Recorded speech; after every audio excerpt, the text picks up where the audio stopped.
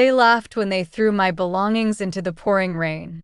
My own brother-in-law stood on the porch of my father's mansion, holding the deed to the house, smiling as his security guards pushed me down the cold stone steps. My sister, the one I had protected my entire life, didn't even look me in the eyes. She just closed the heavy oak doors, shutting me out into the darkest night of my life. They thought they had won. They thought they had successfully broken the quiet, silent girl who never spoke up, who never fought back. They called me a burden, a nameless nobody who deserved to be street homeless. But as I sat there in the mud, feeling the cold rain soak through my clothes, I didn't cry. I didn't beg. Instead, a cold, quiet smile touched my lips. Because what they didn't know, what my greedy family completely forgot, was whose blood ran through my veins.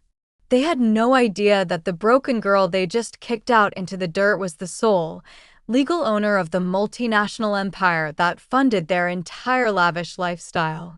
They thought they took everything from me. But exactly 24 hours later, they would realize they had just signed their own destruction. My name is Evelyn. To the world and to my family, I was always just the quiet one. The daughter who preferred books over elite country club parties, the sister who stayed in the background, taking care of our ailing father while everyone else was busy spending his hard-earned money. My father, Arthur Vance, was a self-made billionaire. He built Vance Industries from the ground up, a massive shipping and real estate empire that stretched across the United States. But as his health began to fail over the last 2 years, the vultures in our family began to circle. My older sister, Juliana, and her arrogant husband, Marcus, moved into our family estate under the pretense of helping. But I knew the truth. I saw the way Marcus looked at the expensive paintings on the walls. I heard them whispering in the hallways late at night, calculating how much the estate was worth, waiting like predators for my father's heart to stop beating. I stayed silent. Not because I was weak, but because my father's peace of mind was the only thing that mattered to me in his final days. I sat by his bedside every single night, holding his frail hand, listening to his weak breaths, while Juliana was out attending fashion shows in New York using his credit cards. 3 weeks ago, the day arrived that I dreaded the most. My father passed away peacefully in his sleep. The grief shattered my soul into a million pieces. He was my only anchor in this world. But for Juliana and Marcus, there were no tears. There was only greed.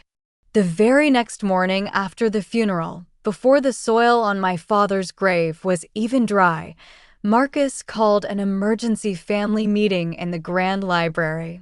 I walked in, my eyes still swollen from crying, wearing a simple black dress. Juliana was sitting on the plush leather sofa, sipping espresso, looking more like a queen ascending a throne than a grieving daughter. Standing next to them was Mr. Sterling, a lawyer I had never seen before. Not my father's trusted, lifelong attorney, Mr. Harrison. That was my first warning sign, but in my state of deep grief, I didn't question it. Marcus didn't even offer me a seat. He simply cleared his throat, adjusting his expensive gold watch, and looked down at me with absolute contempt. "Evelyn," he said, his voice cold and devoid of any human empathy. "Now that Arthur is gone, things are changing around here. We've reviewed the updated will that your father signed just days before his passing. He left the house, the properties, and the entire management of Vance Industries to Juliana and myself." I froze. My heart stopped. "That's impossible," I whispered, my voice trembling. "Father told me he wanted the estate to remain a family home, and he never trusted your business decisions, Marcus." Juliana laughed, a sharp, mocking sound that cut through the silent room like glass. "Oh, Evelyn. Sweet, naive Evelyn. Father realized at the end that you don't have what it takes to carry the Vance name. You're soft. You're weak." The will clearly states that you have no share in the properties. Marcus stepped forward, placing a document on the table, a smug, evil grin spreading across his face. And since this house belongs to us now, we don't feel comfortable sharing it with an outsider. You have until tonight to pack your bags and leave. We are cleaning the house of all unnecessary liabilities. My own sister looked away, completely ignoring the betrayal cutting through my heart. They had falsified the documents. I knew it in my gut. They took advantage of a dying, confused man to steal what wasn't theirs. But as I looked at their mocking faces, I realized fighting them there with words was useless. That night, when a sudden storm rolled over the city, Marcus didn't even wait for me to finish packing. He ordered his security team to grab my suitcases and throw them out the door. They wanted to humiliate me. They wanted to break my spirit so completely that I would never dare to challenge them in a courtroom. As the heavy doors slammed shut behind me, leaving me under the dark, stormy sky, I stood in the mud, completely drenched. But the sadness inside me suddenly burned away, replaced by something entirely new. A cold, calculative rage. They thought they had read my father's true will. But what Juliana and Marcus didn't know, what their cheap, crooked lawyer failed to discover, was that my father had created a secret, ironclad trust fund years ago. A trust fund that held 65% of the company's master shares. And the sole trustee who held the absolute power to liquidate, freeze, or shut down Vance Industries at any given moment was me. The night didn't swallow me whole. Instead, it gave me a strange, chilling clarity. Walking away from that mansion with nothing but a soaked coat and a small handbag, I didn't look back. I didn't go to a cheap motel, and I didn't call any friends to complain. I called a private number that had been saved in my phone for 5 years, a number my father told me to call only if the world completely collapsed around me. "Mr. Harrison," I said, my voice completely steady despite the shivering of my body. "It's time." They just threw me out. On the other end of the line, my father's oldest, most loyal attorney and the true gatekeeper of the Vance legacy let out a long, heavy sigh. "I am deeply sorry, Evelyn. Your father knew their greed would push them to this madness. He prepared for this exact day. I am pulling up the real ledger now. Where are you?" "I am standing under the bridge on 5th Street, I replied, looking at the city lights reflecting in the dirty puddles. "And I don't want a place to sleep, Mr. Harrison. I want the keys to the main executive suite." Within 20 minutes, a sleek black town car pulled up to the curb. Mr. Harrison himself stepped out, holding a large umbrella, his face etched with anger and sorrow. He didn't say a word. He just opened the door for me, handed me a warm towel and a thick, leather-bound folder. As the car drove through the rainy streets of the city toward the towering skyscraper that served as the headquarters of Vance Industries, I opened the folder. Inside were the authentic, certified deeds of the Master Trust. Juliana and Marcus thought they had stolen the company because they signed a forged power of attorney over the local regional branches. They had no idea that the regional branches were nothing but empty shells. The true heart of the empire, the global shipping lanes, the bank accounts, the commercial real estate, was entirely owned by a parent company called the AV Shield Trust.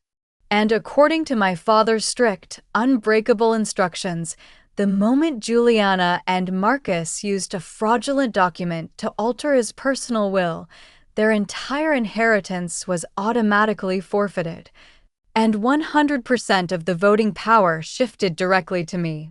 "They think they own the world right now," Mr. Harrison murmured from the front seat, looking at me through the rearview mirror.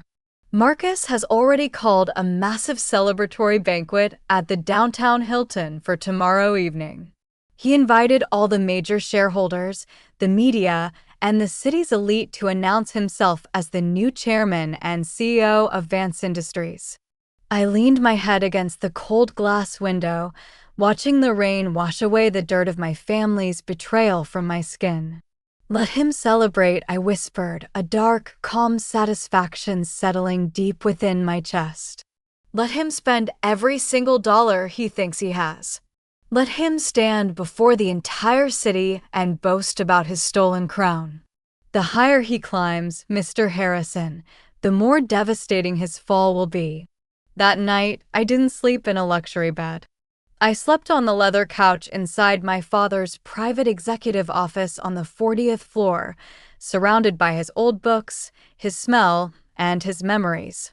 Every hour that ticked by on the grandfather clock in the corner didn't bring me fear, it brought me closer to justice.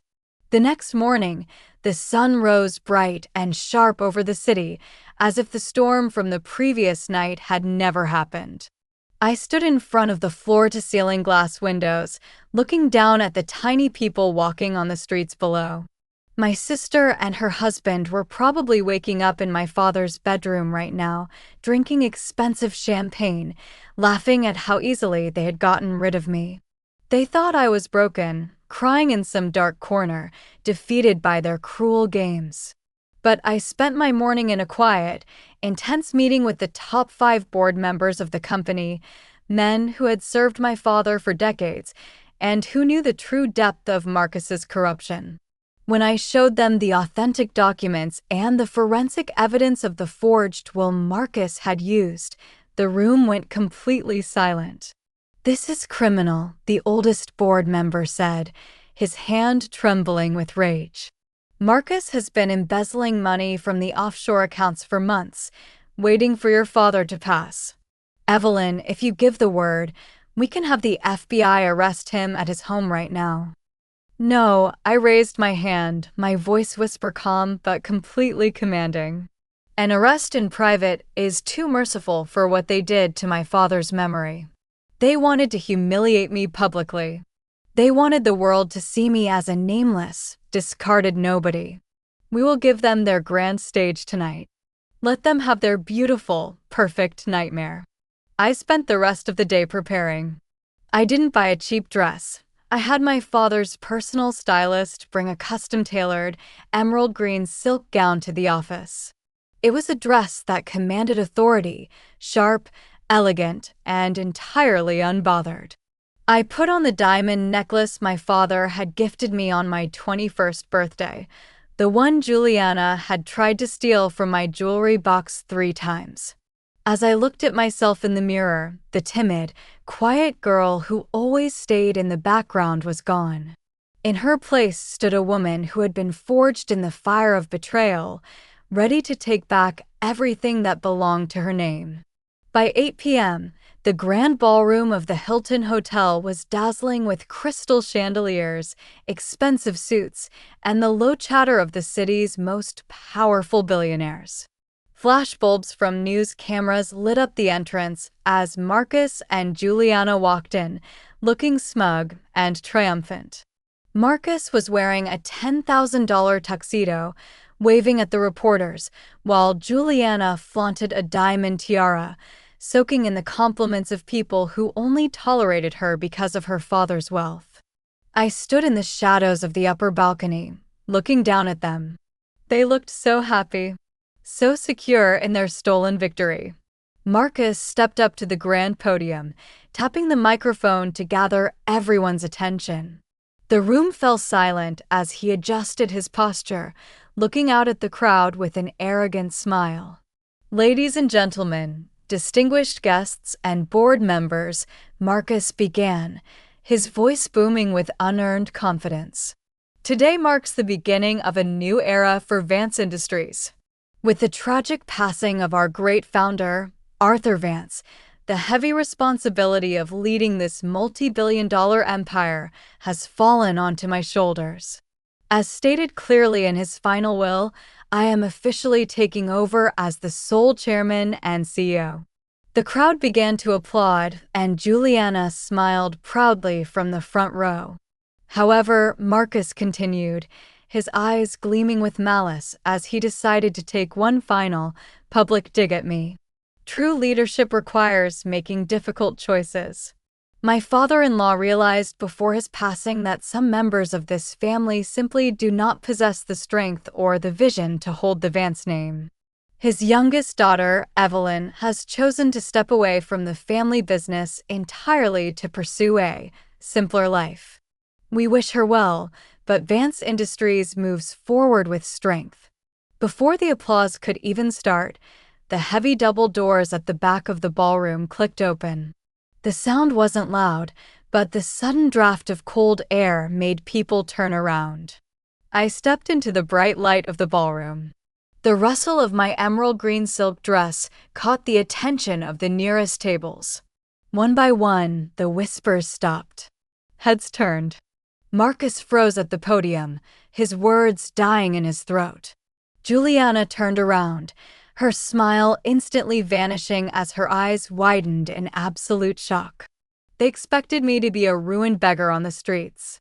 Instead, I was walking down the center aisle of the ballroom with the grace of an absolute ruler.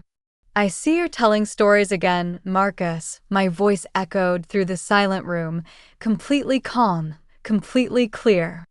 "Evelyn," Juliana gasped, stepping forward, her face turning pale. "What are you doing here? You don't belong in this place. Security, remove this woman immediately." Two large security guards stepped forward to grab my arms, but before they could even touch me, Mr. Harrison stepped out from behind me, followed by 4 federal agents in sharp suits. "Nobody touches her," Mr. Harrison's voice thundered through the microphone system, cutting off Marcus's feed. "You are looking at the actual, sole owner of Vance Industries." The ballroom erupted into chaotic whispers. Marcus's face turned from pale to an ugly shade of red. He slammed his fist onto the podium. "This is absurd. Harrison, you're fired. I have the signed will right here in my briefcase. Evelyn has nothing. She was evicted from the estate last night by my direct orders." "And that eviction," I said, finally stepping onto the main stage, looking directly into Marcus's terrified eyes, "is the exact reason why you lose everything tonight." I nodded to the federal agents. The lead agent stepped up to the podium, pulling out an official arrest warrant.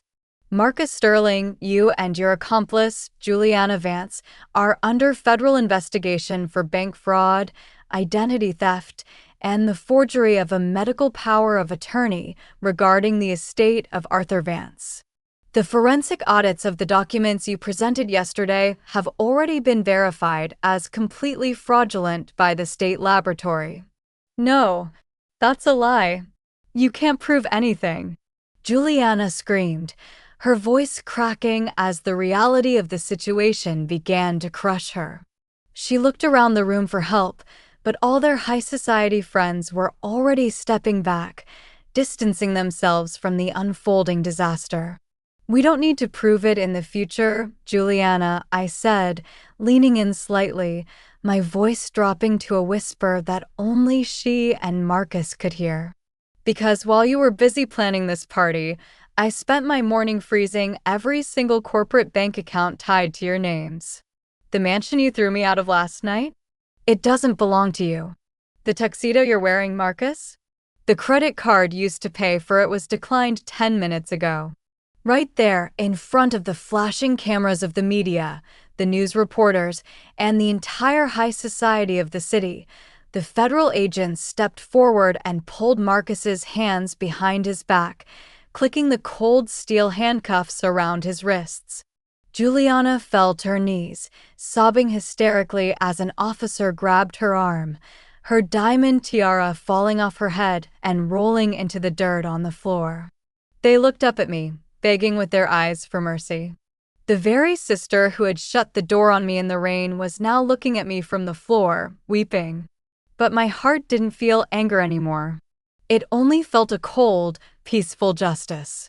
I turned my back on them as the authorities dragged them out of the ballroom, their screams of desperation fading into the night. A week later, I stood on the porch of my father's mansion. The rain was gone, replaced by the gentle warmth of the afternoon sun. The house was quiet now. No more greedy whispers in the hallways. No more predators waiting in the shadows. Juliana and Marcus are currently awaiting trial in a federal holding facility. They will spend the next 15 years of their lives inside a cold, silent cell, thinking about the night they threw a defenseless girl out into the rain. They thought wealth was something you could steal through contracts and lies. They forgot that true legacy isn't built on paper. It's built on honor, loyalty, and love. I looked out over the green gardens my father loved so much. I knew the road ahead as the leader of Vance Industries would be long and difficult. But I wasn't afraid anymore. Betrayal is a strange thing. It breaks you, yes. It shatters your world into a million pieces. But if you stay silent, if you keep your dignity, the very fire they used to burn you down will become the light that guides you to your true power. They thought they had broken me, but they only revealed who I truly was.